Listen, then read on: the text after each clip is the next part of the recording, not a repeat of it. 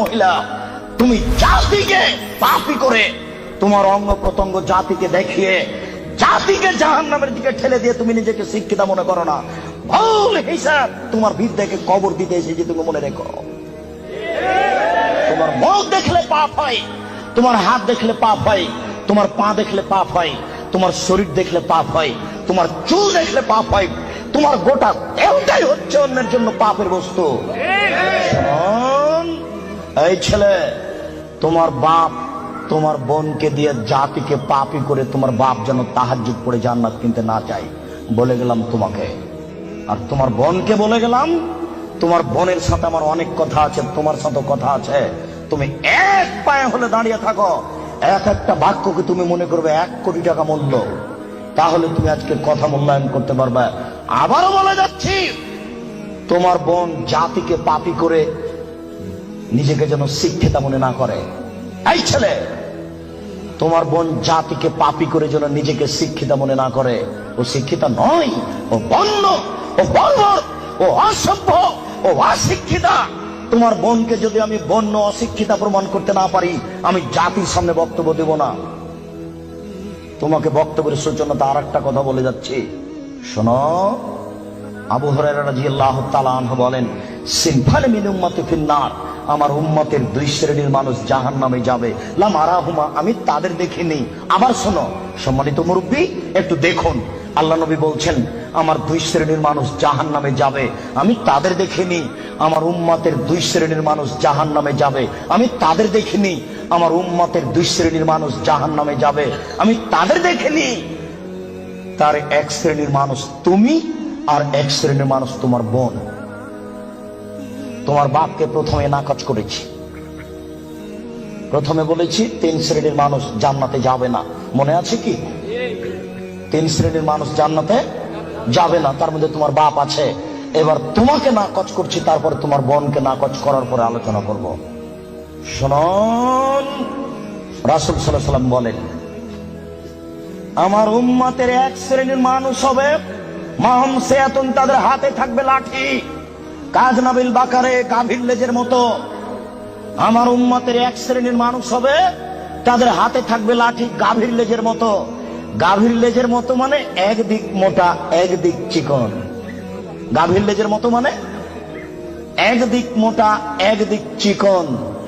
আমার উম্মতের 1 শ্রেণীর মানুষ হবে, তাদের হাতে থাকবে লাঠি গাভীর লেজের মতো, এজরে মুনাবিহা, তারা তা দিয়ে মানুষকে মারবে। এই ছেলে, তুমি ঢাকা বিশ্ববিদ্যালয়ে ভর্তি হয়েছো, তোমাকে দেখছি তুমি লাঠি নিয়ে ছুটে যাচ্ছ, তোমার আগে আগে কিছু লোক পালিয়ে চলে যাচ্ছে, তোমার হাতে লাঠি কাপুরুষ। তুমি এখানে কি বিদ্যা শিক্ষা অর্জন করতে এসেছো? তুমি চোর, তুমি ডাকাত, তুমি শয়তান, তোমার ভিতরে কি বিদ্যা রয়েছে? তোমাকে যদি আমি মূর্খ প্রমাণ করতে না পারি, আমি জাতির সামনে বক্তব্য দেব না। তোমার হাতের কাল লাঠি, তুমি বলো। তুমি এসেছো চাঁপাইনবাবগঞ্জ থেকে পড়াশোনার জন্য, তোমার হাতে কেন লাঠি? কি দেখাতে চেয়েছো তুমি? বলো কি তুমি, তোমার হাতে কেন লাঠি? তুমি মানুষকে মারো দিন রাত, তোমাকে দেখতে পাচ্ছি পেপার পত্রিকায়। শোনো, মুহাম্মদ সাল্লাল্লাহু আলাইহি ওয়াসাল্লাম বলেছেন তুমি জাহান্নামী মুসলিম। মুসলিম মানে আম গাছে জাম ধরতে পারে, ধরে না, অমাবস্যার রাতে চাঁদ উঠতে পারে, উঠে না, শুঁয়ের ছিদ্র দিয়ে লাঙ্গলের ফাল ঢুকতে পারে, ঢোকে না, শুঁয়ের ছিদ্র দিয়ে লাঙ্গলের ফাল ঢুকে যেতে পারে, আম গাছে জাম ধরে যেতে পারে, অমাবস্যার রাতে চাঁদ উঠে যেতে পারে, এগুলো ঘটে যেতে পারে। যেই কথা বলছি সেই কথাতে সন্দেহ আছে বলে কিয়ামত পর্যন্ত চেষ্টা করলে সরিষা ঢোকানো যাবে না। যা বলছি তাই থাকবে, তার নাম মুসলিম। তোমার হাতে কেন লাঠি? তুমি জাহান্নামী। এই কথা মুহাম্মদ সাল্লাল্লাহু আলাইহি ওয়াসাল্লাম 1450 বছর পূর্বে বলেছেন। তোমার কথা শেষ করলাম, এবার তোমার বোন। দেখো, আমি অনুবাদক, দেখো তো, মনে হচ্ছে যে তোমাকে আর তোমার বোনকে আর তোমার মাকে দেখে দেখে আল্লাহ নবী বলছেন, অথচ আল্লাহ নবী বলছেন যে ওরা জাহান্নামী, ওদের আমি দেখিনি। ওরা জাহান্নামী, ওদের আমি দেখিনি। ওরা জাহান্নামী, ওদের আমি দেখিনি। 2 নিসাউন, মহিলা, কাসিয়াতুন, কাপড় পরে থাকবে, আর এতুন, উলঙ্গ। দেখো তো তোমার বোনের সাথে মিল খায় কিনা। আমি আবার অনুবাদ করি, নিসাউন, মহিলা, কাসিয়াতুন, কাপড় পরে থাকে, আর এতুন, উলঙ্গ। কাপড় পরে উলঙ্গ হয়, এ কথা মুহাম্মদ সাল্লাল্লাহু আলাইহি ওয়াসাল্লাম বলছেন। তুমি এখন বুঝো সেটা কেমন। তুমি দেখতে পাও না, একটু আগে সূচনাতে বললাম তোমার বোনের গেঞ্জি জাতীয় পায়জামাটা তুমি দেখো না, তোমার বাপ দেখে না। বাপ বেটা কি লজ্জা বেঁচে খেয়েছ? তোমার বোন কি লজ্জা বেঁচে খেয়েছে? শোনো, তাহাজ্জুদের নাম ঈমান নয়। শোনো, হজের নাম ঈমান নয়, লজ্জার নাম ঈমান। আল্লাহ রাসূল বলছেন আল হায়া মিনাল ঈমান ওয়াল ঈমান ফিল জান্নাহ। লজ্জাই হচ্ছে ঈমান, ঈমানই হচ্ছে জান্নাত। লজ্জাই হচ্ছে ঈমান, ঈমানই হচ্ছে জান্নাত। লজ্জাই হচ্ছে ঈমান, ঈমানই হচ্ছে জান্নাত। লজ্জা নেই যার, ঈমান নেই তার। লজ্জা নেই যার, ঈমান নেই তার। ঈমান নেই যার, জান্নাত নেই তার। ঈমান নেই যার, জান্নাত নেই তার। ঈমান নেই যার, জান্নাত নেই তার। লজ্জা নেই যার, ঈমান নেই তার। আমি অনুবাদক। 1450 বছর পূর্বে মুহাম্মদ সাল্লাল্লাহু আলাইহি ওয়াসাল্লাম কথা বলেছেন, এই ছেলে তুমি তো তাফসীর মাহফিল দিন রাত শুনে শুনে, আর ওই কণ্ঠ শুনে কি যে বলছে হুজুর, খালি বলে চলে যাচ্ছে কণ্ঠ শুনে, কেউ কিছু বুঝতে পারি না। 3 ঘন্টা তাফসীর করার পরে হুজুর বলছেন যে এই আয়াতের তাফসীর করতে আরো 2 দিন লাগবে। তারপরে বাড়ি যাওয়ার সময় সবাই বলছে বাপের বেটা আছে, বলতে পারে। বললো কি? বললো জি, সেই তো কি যে বললো। আমি কিন্তু রাজশাহী চাঁপাইনবাবগঞ্জের মানুষ, আমার দন্তাস তালে বসা, তালে বসা, তালে বসা। কাজে আপনি খুব ভদ্রতা বজায় রেখে একটু 19-20 হলেও আপনি বুঝার চেষ্টা করবেন। তবে আমি প্রাণপণে চেষ্টা করছি আপনাকে বুঝানোর জন্য। আমি আপনার কিছু না কিছু উপকার করবই করবো ইনশাআল্লাহ। আপনি খালি একটু ধৈর্য ধারণ করুন। ইচ্ছা করলেই সময় বের করা যায় না। 5 মাস থেকে এই সময়টা ঠিক করা হয়েছে, তবু কত ঠেলা ঠেলি, এই দিনের উপরে যে কত আঘাত আসলো,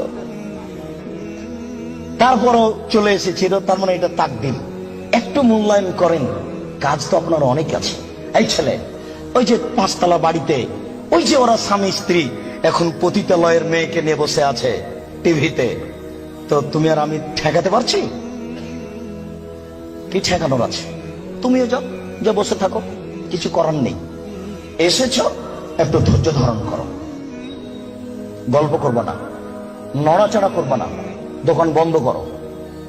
ইচ্ছা করলে সময় বের করা যায় না। একটু ধৈর্য ধারণ করো, জীবনে কিছু করার চেষ্টা করো। তুমি মানুষ, বিচারের মাঠে পশুর বিচার হবে না। আব্দুর রাজ্জাক সাহেব বলেছেন মানুষের তো বিচার হবে হবে, পশু প্রাণীরও বিচার হবে। পশু প্রাণীর বিচার মানে ওখানেই শেষ। একটা সিংওয়ালা ছাগল যদি একটা অসিংওয়ালা ছাগলকে গুতা মেরে থাকে, তা আল্লাহ রাসূল বলছেন আল্লাহ তাআলা অসিংওয়ালা ছাগলকে সিং দিয়ে বলবেন, এই সে ছাগল, তোমার সিং দিয়ে দিয়েছি, তুমি এখন গুতা মেরে না। তারপরে বিচার শেষ। তার জাহান্নাম জান্নাত নেই। মানুষের জাহান্নাম জান্নাত আছে। একটু ধৈর্য ধারণ করুন, বোকামির পরিচয় দিয়েন না। ইচ্ছা করলেই সময় বের করা যায় না। আপনি কথাকে মূল্যায়ন করুন। এই ছেলে, কথা শেষ করছি অংশে, তুমি শোনো। তুমি জাহান্নামী, এ কথা আল্লাহর নবী বলেছেন। তোমার হাতে লাঠি, গাভীর লেজের মতো তুমি মানুষকে মারো। তোমার বোন জাহান্নামী। তোমার বোনকে আল্লাহ নবী বলছেন নিসাউন, মহিলা, কাসিয়াতুন, কাপড় পরে থাকে, আরিয়াতুন, উলঙ্গ, মুমিলহাতুন, ওরা পুরুষকে নিজের দিকে আকৃষ্ট করে। ওই যে দেখো তোমার বোন এখনো ওই যে যাচ্ছে, ঠোঁটে লিপস্টিক দেওয়া আছে। ওকে বলো যে তোমার নাম কি? ও বলে নাকি যে আমার নাম অলকা, আমার বাপের নাম গৌতম গুপ্ত, বলে নাকি? ওকে হিন্দুর মেয়ে, তোমার বাপ কি জবাব দিবে? তোমার বাপকে তাহাজ্জুদ পড়ে জান্নাত কিনতে বলি, ও কাপুরুষ ভুল বুঝেছে তোমার বাপ। আর তুমি ভুল সিদ্ধান্ত, তোমার বাপ তাহাজ্জুদ পড়ে জান্নাত পাবে না। তোমাকে বারবার বলে যাচ্ছে, তুমি মনে রেখো, তোমার বোন এখনো ঠোঁটে লিপস্টিক দিয়ে বাজারে ঘুরছে। ঢাকা শহরে এভাবে ঘুরতে হবে কে বলেছে? তুমি ধর্মকে পাগল পেয়েছ। তোমার বাপের তাহাজ্জুদকে তুমি তুলে রাখো, তোমার মায়ের কোরআন তেলাওয়াতকে তুলে রাখো, তোমার বোনের বিদ্যাকে কবর দিতে এসেছে, তুমি মনে রেখো।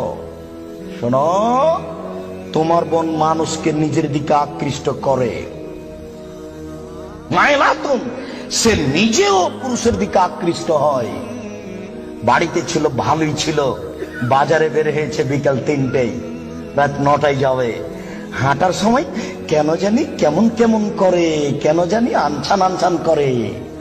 একবার ডান দিকে যায়, একবার বাম দিকে যায়, একবার মাথার চুল নাড়ে, একবার হাত হিলাই, কেন জানি কেমন কেমন করে, কেন জানি আনছান আনছান করে। আল্লাহ নবী বলছেন ও নিজে পুরুষের দিকে আকৃষ্ট হয়েছে। লায়াত খোলা জান্নাত, ও জান্নাতে যাবে না, ও জান্নাতে যাবে না, ও তো জান্নাতে যাবে না, যাবেই না। ওয়ালা ইয়াজিদনা রিহা, সে জান্নাতের গন্ধ পাবে না। হ্যাঁ না রিহা তুজাদু মিন মাসিরাতি কাদা ওয়া কাদা, এই জান্নাতের গন্ধ পাওয়া যায় 1 বছরের দূরত্ব পথ থেকে। এটা জান্নাত। এখানে একটা দ্রুতগামী ঘোড়া দৌড়াতে আরম্ভ করেছে।